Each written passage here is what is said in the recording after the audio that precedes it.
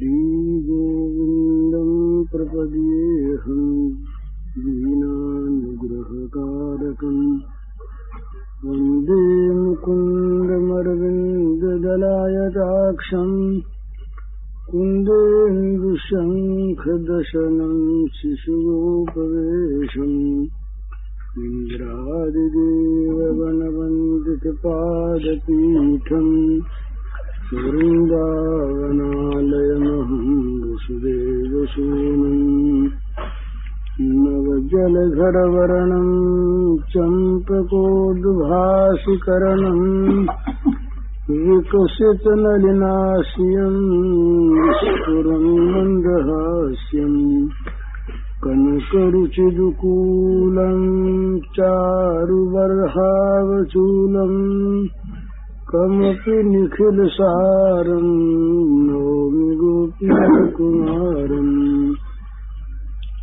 वंशीभूषितकरान्नवनीरदाभात् पीताम्बरादरुणबिम्बफलाधरोष्ठात् पूर्णेन्दुसुन्दरमुखादरविन्दनेत्रात् कृष्णात् परं किमपि तत्त्वमहं न जाने। श्रीहरिः। तो कहा भाई इनके इसके जो जितने गुण हैं और जितने कर्म उतने ही सबके अलग अलग नाम इसके बन सकते हैं और बने हैं। तो बोले महाराज फिर आप तो जानते, बोले हाँ मैं सबको जानता हूँ। गुण कर्म रूपाणी तान अहं वेद लो जना। उन नामों को मैं जानता हूँ, सब लोग नहीं जानते। मैं जानता हूँ पर इस समय तो भाई समय थोड़ा है ना, और गुपचुप काम करना है तो सब नाम नहीं बताने, हजारों लाखों नाम है, मैं जानता हूँ।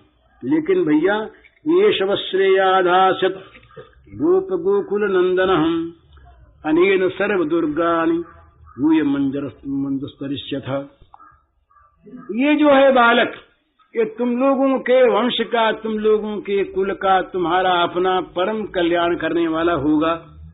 और ये गायों को और गोपों को सबको गोकुल नंदन, गोकुल गोपकुल, ये सबको आनंदित करने वाला होगा, सबको सुख पहुंचाने वाला होगा। और अनेन सर्व दुर्गाणि, जितनी भी कठिनाइयां हैं, जितने भी कठिनाइयों के विपत्तियों के किले हैं, वो सब किले इसकी कृपा से ढह जाएंगे। सारी कठिनाइयां जीवन की दूर हो जाएगी, सुगमता से तुम सारी विपत्तियों को पार कर सकोगे, इसका आश्रय लेकर के। बोले एक पुरानी बात कहता हूं मैं तुमसे, संक्षेप में भगवान का रहस्य बताते हैं। इस पर बहुत लंबी चौड़ी व्याख्या टीकाकारों ने की है। कहते हैं पुराने न ब्रजपते साधवो दस्यु पीड़िता अराजकीय रक्षमाना जिज्ञुर्दस्यून समेधिता। ये पहले युग की बात है। एक बार पृथ्वी में कोई भी शासक नहीं रह गया, शासक रहित, नियंत्रण रहित प्रजा हो गई।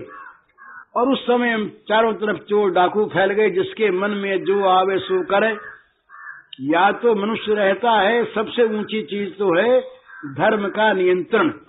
धर्म और परलोक के भय से आदमी अन्याय नहीं करता, बुराई नहीं करता। और दूसरे नंबर में होता है शासन का भय। शासन का भय, कहीं शासक बिगड़ जाए तो भय नहीं रहता, लेकिन धर्म का भय धर्मात्मा पुरुष के मन में रहता है, बचा रहता है वो। तो वो समय ऐसा पृथ्वी में धर्म रहा नहीं और राजा कोई रहा नहीं, इसलिए चारों तरफ चोर डाकू फैल गए और सबने सबको पीड़ित कर दिया। पुराने ने ब्रजपति साधवो दस्यु पीड़िता, दस्युओं के द्वारा, डाकुओं के द्वारा सारी प्रजा पीड़ित हो गई। उस समय हमको याद है, ये तुम्हारा बालक बना है ना आज, इसी तुम्हारे पुत्र ने वहां साधुओं की रक्षा की थी और इसी से बल पाकर के लोगों ने उन लुटेरों पर विजय प्राप्त की थी। तो बोले भाई ऐसी बात है, ये एतस्मिन् महाभागः प्रीतिम कुर्वन्ति मानवः नारयो भी भवन्त्येतान् विष्णु पक्षा निवासुरः। बड़े सिद्धांत की बात कहते हैं, गर्गाचार्य संकेत करते हैं कि जो मनुष्य, कोई भी मनुष्य, किसी जात का, किसी देश का, किसी वेश का, कैसा भी कोई मनुष्य, जो तुम्हारे सांवरे सलोने बड़े सौंदर्य माधुर्य के सागर इस शिशु से प्रेम करते हैं, प्रेम करेंगे, वे वास्तव में महाभागा है। रामचरितमानस में व्याख्या की है भाग्यवान कौन और अभागा कौन, ये व्याख्या की। तो ये जो भगवान के भक्त हैं, जिनका जीवन भगवान के साथ संपर्कित है, वो भाग्यवान है। अहो अह लखन सम को बड़ भागी, राम पदारविंद अनुरागी, राम पदारविंद अनुरागी वो बड़ भागी। और सुनहु उमा ते लोग अभागी, हरि तजी हुए विषय अनुरागी। जो भगवान को छोड़कर विषयों से अनुराग करते हैं केवल, वो अभागे हैं। तो ये तस्मिन महाभागा प्रीति कुर्वन्ति मानवा, जो मनुष्य इस तुम्हारे शिशु से प्रेम करेंगे वो महाभाग्यवान है, महाभागा। और इसलिए उनकी वो भगवान की छत्र छाया में रहेंगे। असुर उन्हें जीत नहीं सकते। जैसे भगवान की छत्र छाया में रहने वालों को असुर नहीं जीतते, इसी प्रकार इससे प्रेम करने वालों को असुर नहीं जीत सकते। असुर दो प्रकार के होते हैं, एक असुर जो बाहर रहते हैं, और एक असुर वो हैं कि जिनको हमने अपने घर में बसाए रखा है, अंतर के घर में। वो शत्रु जो असुर हैं वो बहुत ज्यादा घातक होते हैं, बड़े बुरे होते। बाहर के शत्रुओं का उतना असर नहीं होता, वो केवल शरीर को ही मारते हैं और केवल बाहर के धन को छीनते हैं। पर जो हमारी आध्यात्मिक संपत्ति है, पारमार्थिक संपत्ति, उसको छीनने वाले होते हैं अंतः शत्रु, भीतर में रहने वाले ये बैरी। इन बैरियों में प्रधान बैरी है विषय कामना। इस विषय कामना से ही सारे फिर क्रोध पैदा होता है, लोभ पैदा होता है, मोह पैदा होता है, ये सारे बैरी उत्पन्न होते हैं। तो ये बैरी जब तक रहते अंतर में, तब तक मनुष्य का भला नहीं हो सकता, चाहे वो बाहर से अपने को भला मान ले।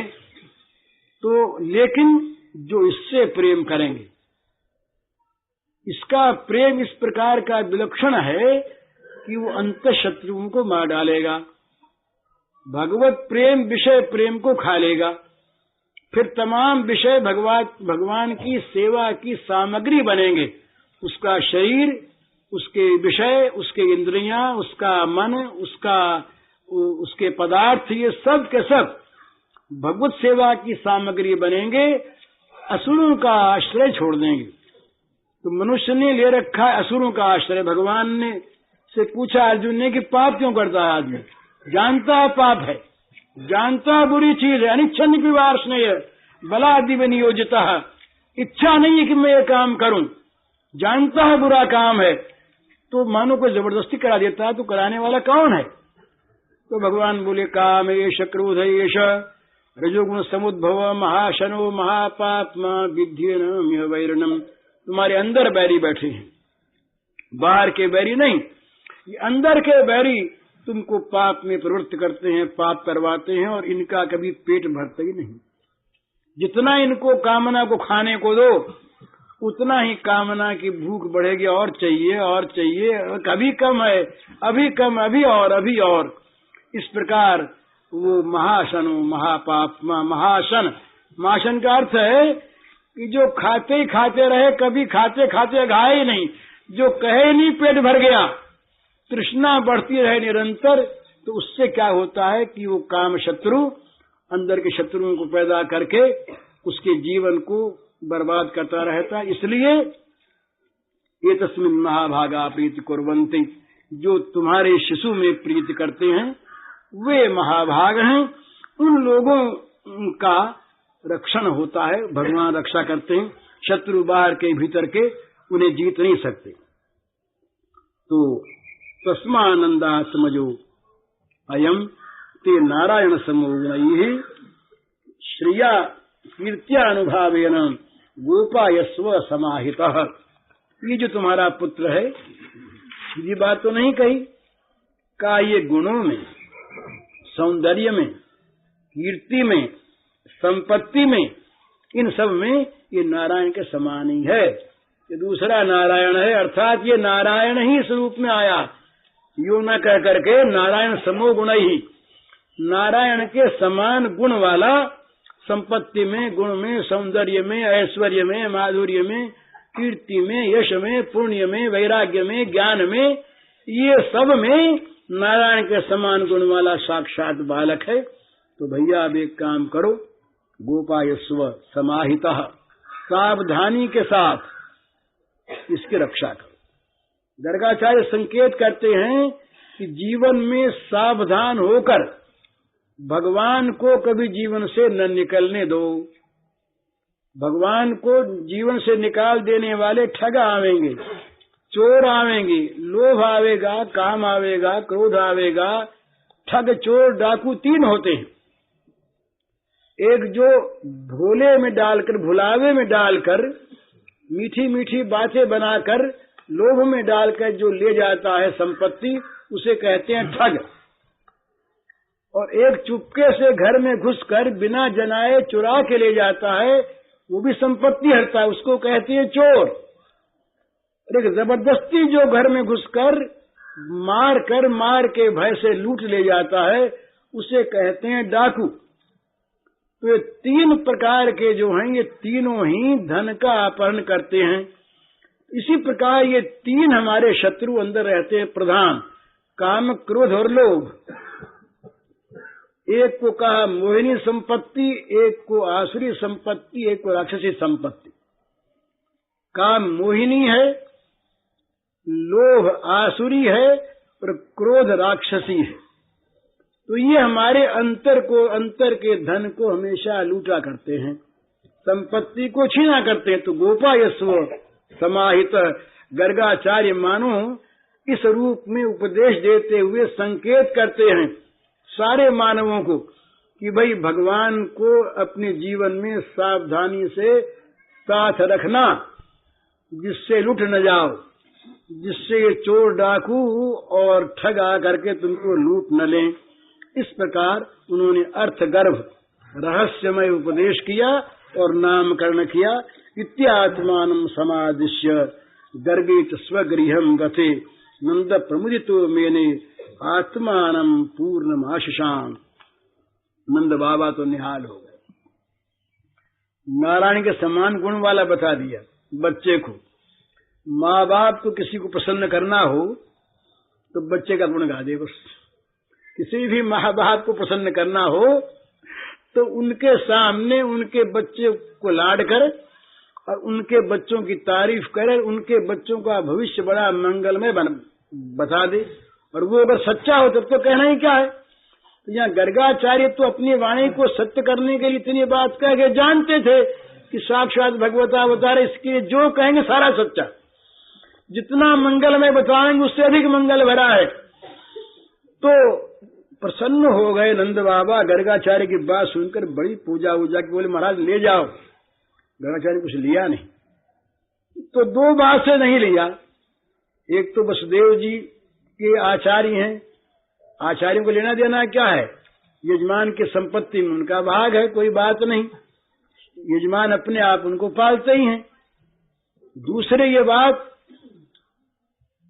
इसी के अंतर्गत कि ले जाए और कहीं पता लग जाए कि इतना भारी बोझा लेकर के ये ढो करके ले आया, तो कहीं कोई संस्कार करा के आया होगा ब्राह्मण। तो संस्कार कराया किसी बालक का, तो यहाँ बालक होगा तो कौन सकेत बुता जाएंगे।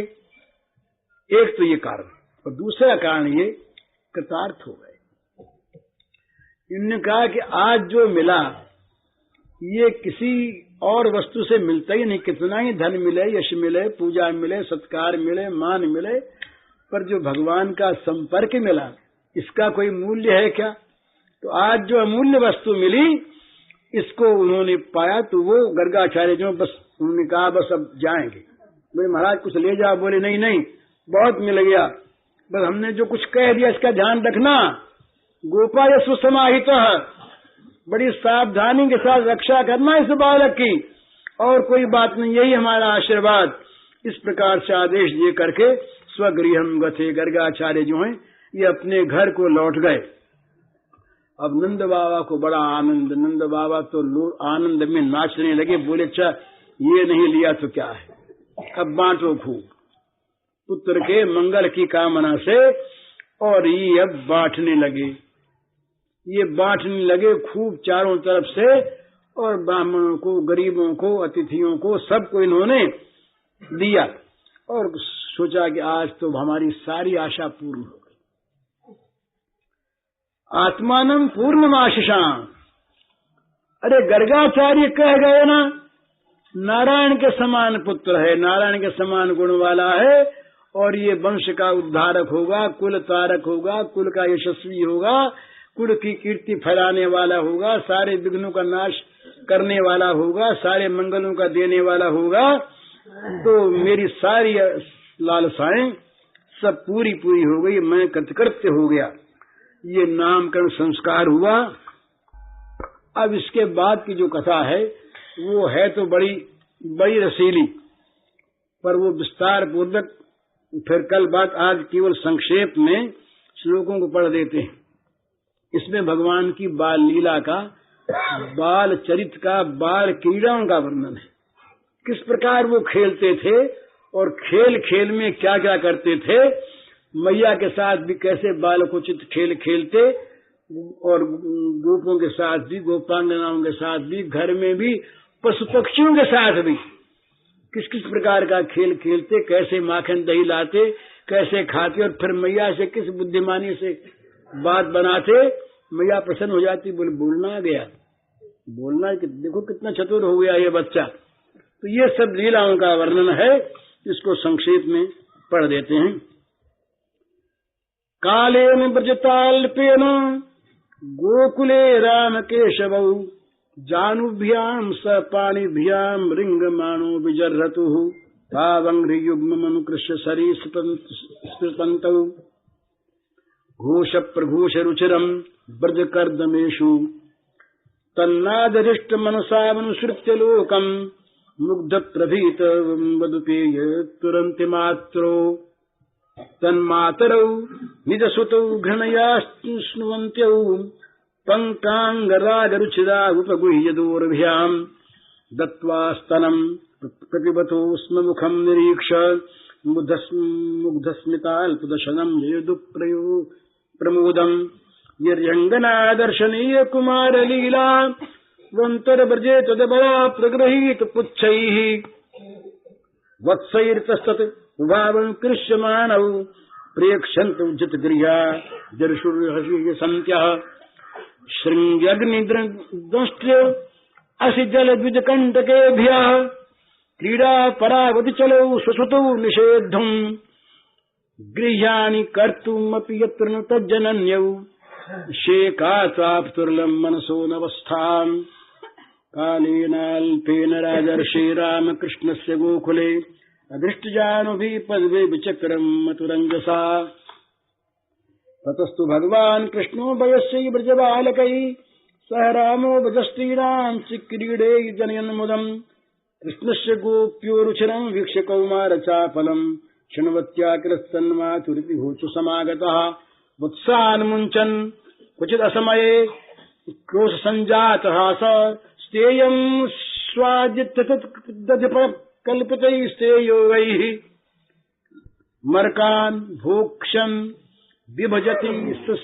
चेन्नात्य भिन्नति द्रव्यालाभे सगृह कुपितो यात्युप्यक्रोशतोकान् हस्ताग्राह्य रचयति विधिम् पीठकोडूखलाद्यैः छिद्रम् हन्त निहितवयुनः शित्य भाण्डेषु तद्वत् ध्वान्तागारे धृतमणिगणम् स्वाङ्गमर्थप्रदीपम् काले गोप्यो चित्ता एवं धाष्ट्यान्विषति कुरुते मोहो मेहनादीनि वास्तव तेयोपाय विजलिकति सुप्रतीको यथास्ते इत्थम् श्रीभिः सभयनन श्रीमुखालोकनी व्याख्यातार्था प्रसिद्धमुखी नयुपा लब्धुमैच्छत्। इनका संक्षेप में ये अर्थ है, शब्दार्थ कि ये बड़े हुए, अब बड़े हुए तो अब दोनों घुटनों के बल और हाथों के बल ये चलने लगे, हाथ टेक करके नीचे जमीन पर ये बकैया चलने लगे। दोनों भाई नन्हे नन्हे पांवों से गोकुल के कीचड़ में घिसटते हुए जाते। उस समय इनके पांवों में वो घुंघरू थे, वो रुंझुन रुंझुन बजा करते। ये दोनों स्वयं अपनी ध्वनि सुनकर फिर उठ बोले, कहां से बाजा बजता है? ये पता नहीं कि अपनी पैर में बजता है। और कभी कभी वो रास्ते चलते अज्ञात व्यक्ति के पीछे हो जाते, कभी झक से रह जाते, कभी डर जाते, कभी रमणी माता यशोदा के पास लौट जाता है। माताएं देख देख करके स्नेह से भर जाती, उनके स्तनों से दूध की धारा बहने लगती।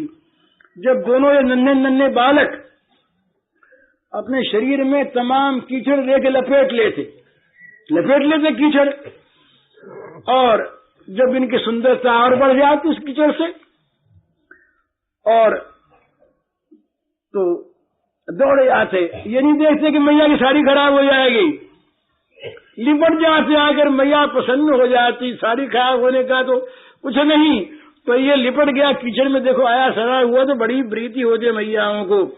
मुस्कुरा मुस्कुरा करके हृदय से लगा लेती, गोद में लेकर दूध पान कराने लगती।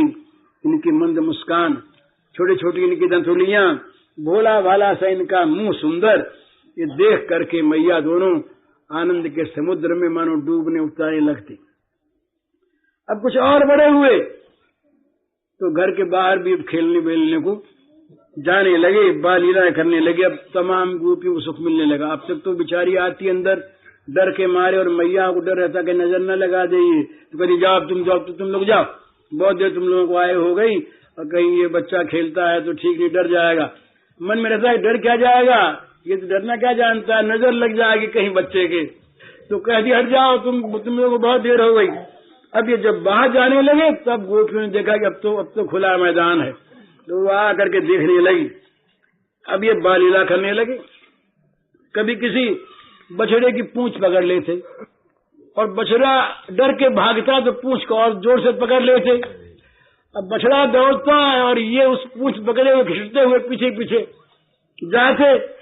गोपियां अपने घर का सारा काम छोड़ छाड़ करके रात दिन इस तमाशे देखने में लगे रहती। सवेरे वो घर से निकलती, घर वाले कहते रसोई नहीं बनी, बोले पीछे बनाएंगे रसोई, रात को खा लेना, दिन में उपवास सही, रात क्योंकि ये तो रात को तो होगे नहीं, दिन को ही होती, शाम को घर में जब मैया ले जाएगी। दोनों बड़े चंचल, बड़े खिलाड़ी, कहीं हरिण के पीछे हो जाते, हरिण जाता फुदकता हुआ तो उसकी पूंछ पकड़ लेते पीछे से दौड़ करके, और हरिण की तरफ से पीछे पीछे दौड़ते। और कहीं गाय दिखती, भैंस दिखती तो सीधे जाके सींग पकड़ लेते। अरे मैया के जो राम राम राम, ये सींग के कहीं लग जाएगी। अब ये कौन सुनता है उनकी, ऊपर चढ़ने लगते। वो बेचारी गैया सब मातृस्थानीय रही ना, सब देवियां ही रही, तो इनको चाटने लगती। और कभी हवन की आग देखी तो बोले चलो ये लाल लाल क्या है, इसी में हाथ डालेंगे। तो धधकती हुई आग में हाथ डालने के लिए तो कूदने लगते, तो मैया दौड़ती, अरे क्या किया, दौड़ के पकड़ लेती। और कभी जो बड़े बड़े कुत्ते रहे ब्रज में, कुत्तों के पास पहुंच जाते और पूंछ पकड़ लेते, और कुत्तों के ऊपर बैठ जाते, फिर रोटियां लाते, कुत्तों को खाने को देते। और कभी घरों में, अब राजघर था, तलवार टंगी उतार लेते और म्यान से निकाल लेते। अरे मैया गजरे लग जाएगी, हाथ पर छोड़ के भाग जाते। कभी कभी कुएं के पास चले जाते, और कलसी पड़ी होती तो रस्सी तो लगी हुई, तो कलसी को कुएं में छोड़ देते। अब खींचने का उपाय कर तो खींचती नहीं, जोर तो था नहीं, छोटे से बच्चे, अरे मैया मैया मैया अब तो मरे पड़े, तो मैया दौड़ के हाथ पकड़ के निकाल लेती। कभी किसी बगीचे में जा पहुंचते, बगीचे में लगी हुई कांटों की बाढ़, तो गुस्से करते, तो कांटों की बाढ़ के बीच में छेद दिखता, तो उसी में पहले अपना सिर डाल देते और पैर डाल देते। अब निकल पाते नहीं, अरे मैया फंस गए, हम तो कांटे कर रहे। तो मैया दौड़ के किसी प्रकार से निकालती उनको, तो घर का काम धंधा सारा मैयाओं का दोनों का समाप्त हो गया। यही काम धंधा रहा सुबह से लेकर शाम तक इनके पीछे पीछे। और ये बड़े उद्यमी, एक दिन सांप दिखा तो जाके सांप ही को पकड़ लिया सांप का फन पकड़ के थपथपाने लगे।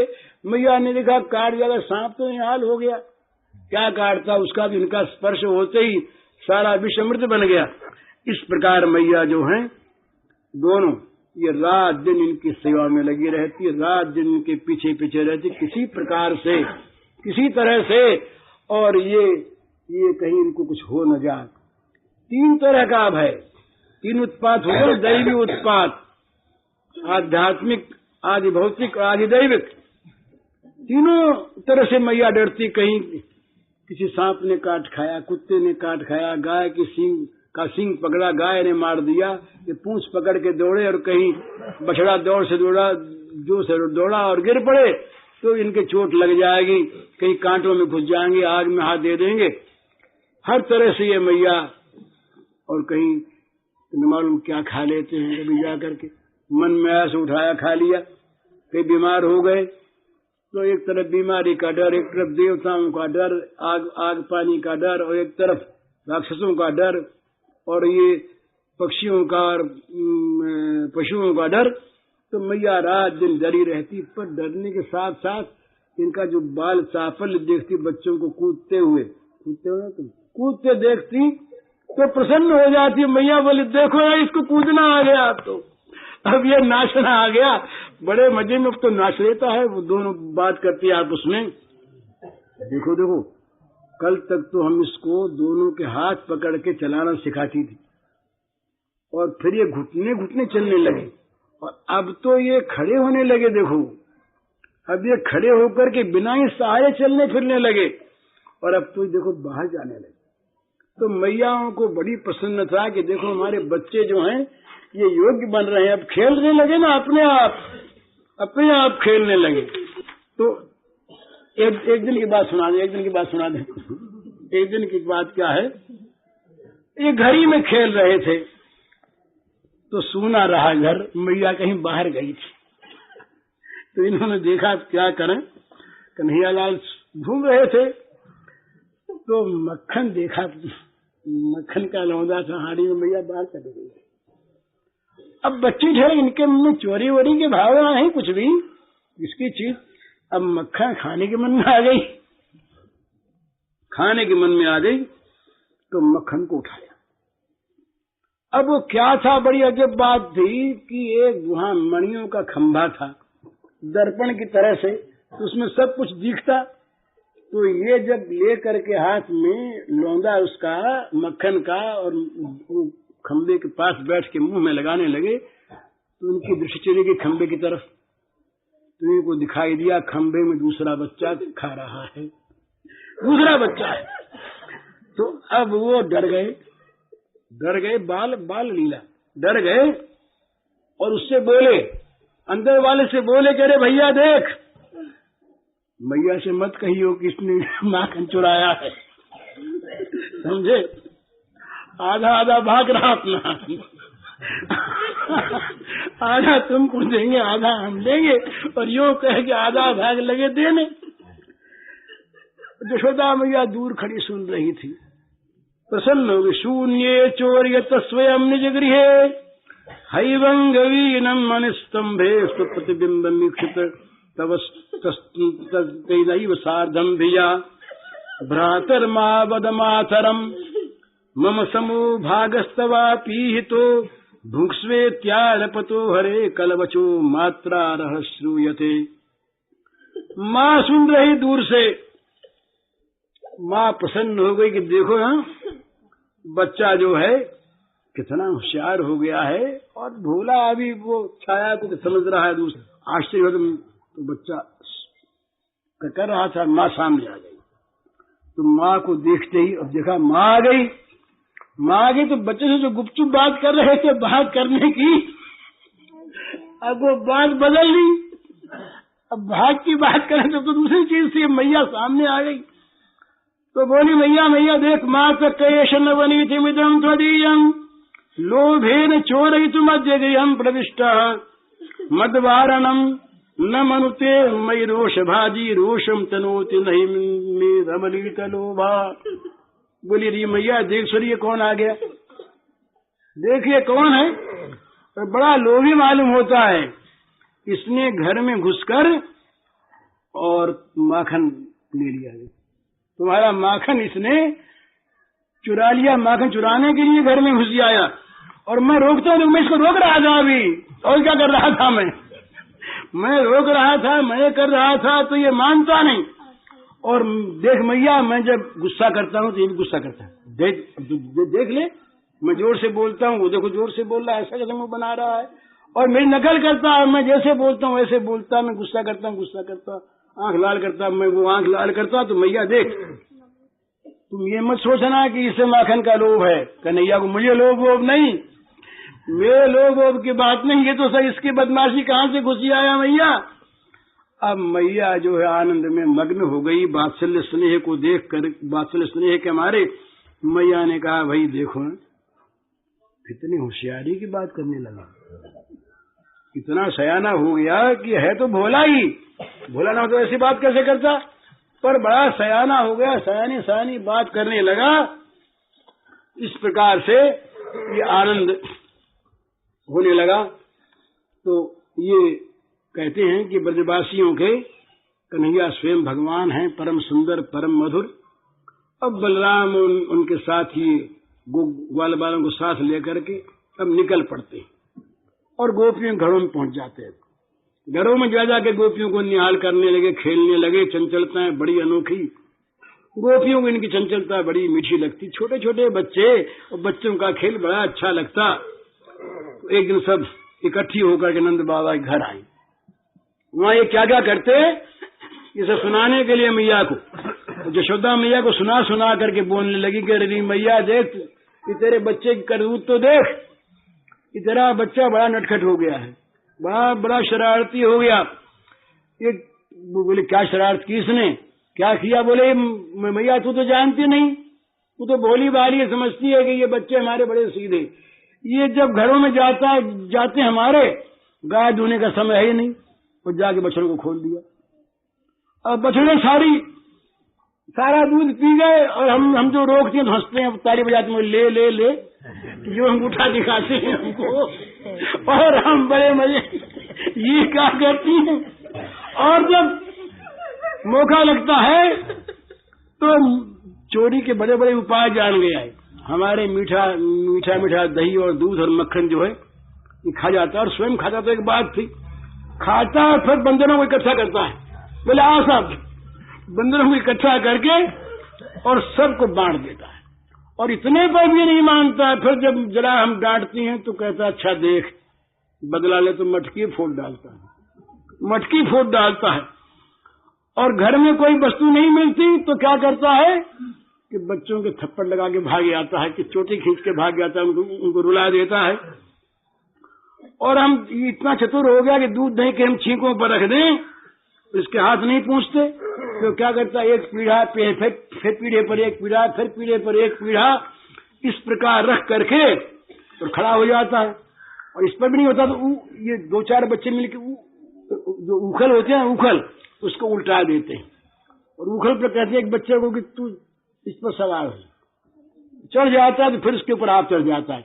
उखल पर बच्चा और बच्चे पर आप, और हाथ में लिए एक छोटी सी सीख, तो ऊपर मटकी में जाके छेद करता है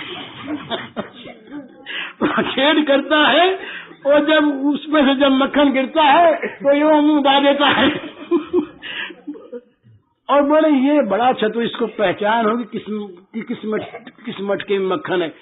कोई मामूली छाए वाले मट्ठे को नहीं छेड़ता, ये उसको देखता ही नहीं, और ऐसा छेद करना जानता है कि पता तक चले और दूध आ गिरे। और तो बोले भाई ढक के रख दिया करो अंधेरे में। बोले अंधेरे में तो रखने पर तेने जो गहने पैरा रखे हैं मैया, अंधेरे घर में जाता है तो एक गहनों का प्रकाश, और फिर मैया एक जादू न मालूम क्या है, घर में घुसा कि इसके शरीर से तेज निकलता है, तो तमाम अंधेरी कोठरी में उजियाला हो जाता है शरीर की ज्योति से। तो पता नहीं क्या चतुर है, कहाँ रखा है, सब कुछ जान लेता है, और ढिठाई करता है उल्टा, फिर हमें कुछ और बनाता है। और घर का मालिक बन जाता है, जाके बोले भाई मालिक तुम्हारे यहाँ से सब पढ़ा देता है अलग। और इतना ही नहीं, जब ज्यादा हम लोग डांटते हैं, एक दिन तो ऐसी बदमाशी की कि रसोई में जाके इसने टट्टी कर दी समझे, मुझसे कर दिया इसने। हमारे लीपे पुत्र सत्य घरों को खराब कर देता है, और ये बड़े उपाय जानता है। और यहाँ तो देखो ना, साधु बना बैठा है, कितना भोला भाला लगता है, मानो मेरी ये बालक को कुछ करता ही ना, वो सीधा साधा। और जब वहां जाता है तब इसका उधम देखो तो पता लगे, मैया तुम एक ही दिन में हैरान हो जाओ। इस प्रकार से मैया को उलाहना दिया और गोपियां गई। मैया तो हंस पड़ी। मैया ने देखा कि देखो ये इस बहाने और ये बच्चे का गुण गा गा करके और मुझको प्रसन्न करने आई हैं, इनको धन्य है। अब इन सब की व्याख्या अब कल होगी। हरिओम। महर्षि गर्गाचार्य नामकरण संस्कार करके श्री कृष्ण बलदेव का प्रसन्न होकर लौट गए और नंद बाबा को बड़ी प्रसन्नता हुई। गर्गाचार्य का आशीर्वाद प्राप्त हो गया। उन्होंने समझा कि बस मेरी सारी अभिलाषाएं आशाएं पूर्ण हो गईं।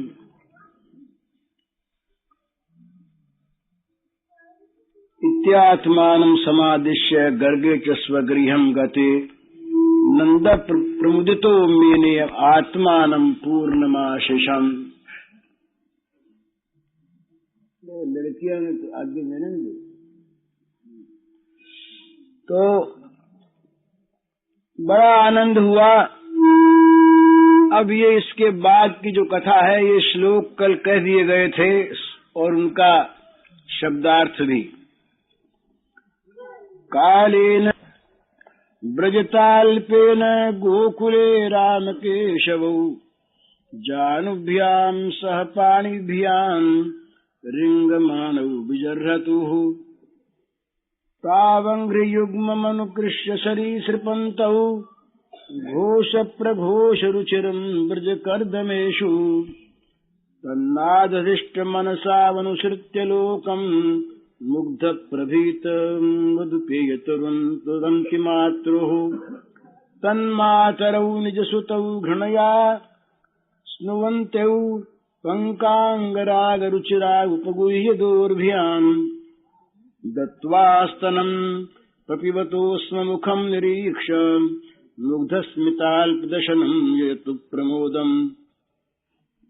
यर्ह्यङ्गना दर्शनीय कुमारलीला वन्तव्रजे तदबला प्रगृहीत पुच्छैः वत्सैर्तस्ततौ भावनुकृष्यमाणौ प्रेक्ष्यन्त उज्झित गृहाश्रुयसन्त्यः शृङ्ग्यग्निदष्टसिज्जलद्विजकण्टकेभ्यः क्रीडा परावतचलौ सुसुतौ निषेद्धुम् गृह्यानि कर्तुमपि यत्र तज्जनन्यौ शेकाथयापतुरलम् मनसोऽनवस्थाम्। ये भगवान की मनोहर बाल लीलाओं का वर्णन है। तो कहते हैं कि कुछ दिनों में रामकृष्ण कुछ बड़े हो गए और अब वो घुटनों के बल बकैया चल चल कर गोकुल में खेलने लगे। तो राम केशव कहा तो कहते हैं ये नंदनंदन अपनी लीला माधुरी से ब्रह्मा और शिव का भी मन हरण करने वाले और अपने स्वरूप ऐश्वर्य से उनको भी अभिभूत कर देने वाले, इसलिए इनका नाम केशव है। ये वंशी वादन में निपुण, लीला माधुर्य के द्वारा ये इंद्र ब्रह्मा और शिव का भी मनोहरण करने वाले और इनके ये इसलिए इनका नाम केशव। दूसरी बात केशव का अर्थ करते हैं अंशवो ये प्रकाशन्ते ममते केश संगीता सर्वजा केशवम तस्मान मामाहुर मुनि सत्तमा। कहते हैं कि भगवान ने, महाभारत का श्लोक है कि उनकी जो अंग छटा है उसका नाम केश है, उसे केश कहते हैं। और इसीलिए सर्वज्ञ जो मुनिजन हैं वे इनको केशव नाम से पुकारते हैं। तो भगवान ये राम और केशव ये दोनों अब इस गोकुल में खेलने लगे।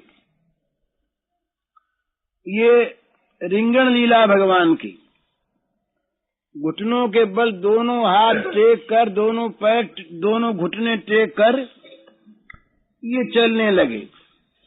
तावंग्र युग्म मनुकृष्य शरीर से पंतव। ये टीकाकार कहते हैं कि अंग्र युग में क्यों कहा, इसलिए कहा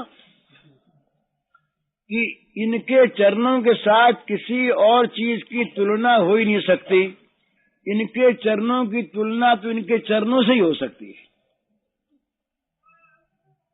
इनके चरण जैसे ही, किसी और वस्तु से उनकी तुलना नहीं होती।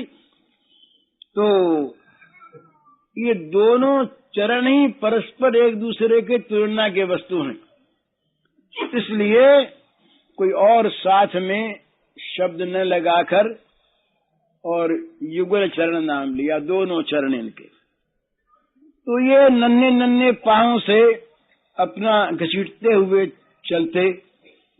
अब मैया उन्हें देखा, अब तन मातर, दोनों की माँ एक ही माँ समझ लीजिए। दोनों बच्चे दोनों के समान बच्चे, दोनों की अलग अलग माँ नहीं, एक ही माँ। तो वो मैया क्या करती कि कहीं ये चलते चलते जरा सा ये अखड़ जाते तो मैया दौड़ती पीछे भी चलती। इसके बाद और मैया ने क्या किया कि इनकी अंगुली पकड़ पकड़ कर चलाना सिखाने लगी। जिनके इशारे से सारे जगत का चक्र चलता है उनको मैया चलना सिखाने लगी, पकड़ पकड़, कहीं गिर न जाए। और तो ये चलने लगे धीरे धीरे। अब इनके पैरों में वो नूपुर तो रुंझुन रुंझुन वो बजने लगते और अपनी ध्वनि सुनकर ये आप ही मोहित हो जाते, बोले कहाँ से बाजा बज रहा है ये बाजा कहाँ से बज रहा है। यूं देखते दूसरा कोई दिखता नहीं तो देखते ये बाजा कहाँ से बज रहा है। यूं ये खेल करते यशोदा मैया रोहिणी मैया देख के प्रसन्न होती, ये कायदे में लौटते फिर तो वो स्नेह से भर जाती, उनके स्तनों से दूध की धारा बहने लगती। और ये जब कीचड़ में सन कर आते, सने हुए कीचड़ में, तो आकर के ये थोड़ी देखते कि अब नहा के माँ की गोद में जाना है। सारे बदन में कीचड़ लगा हुआ और इनकी ये अंगराग बन जाता है इनका। भगवान के अंग से जिसका स्पर्श हो जाए वो निकृष्ट वस्तु भी परमोत्कृष्ट हो जाती है। तो कीचड़ का अंगराग लगाकर जब ये लौटते तो इनकी सुंदरता और बढ़ जाती। तो माताएं दोनों को गोद में लेकर के उसी रूप में हृदय से लगा लेती, स्तनपान कराने लगती। जब ये दूध पीने लगते, दत्वा स्तनम प्रभुतोस्म मुखम निरीक्ष, जब दूध पीने लगते और बीच बीच में मुस्कुरा मुस्कुरा कर माताओं की ओर देखते तो उनके मंद मंद मुस्कान, छोटी छोटी दतुलिया और भोला भोला मुंह देख करके और माताएं आनंद के समुद्र में मानो डूबने उतराने लगती। अब रामकृष्ण अब ये बड़े हो रहे हैं ना, तो धीरे धीरे कुछ और बड़े हुए तो ये अब घर के बाहर भी जाने लगे और घर में भी खेलने लगे। तो ये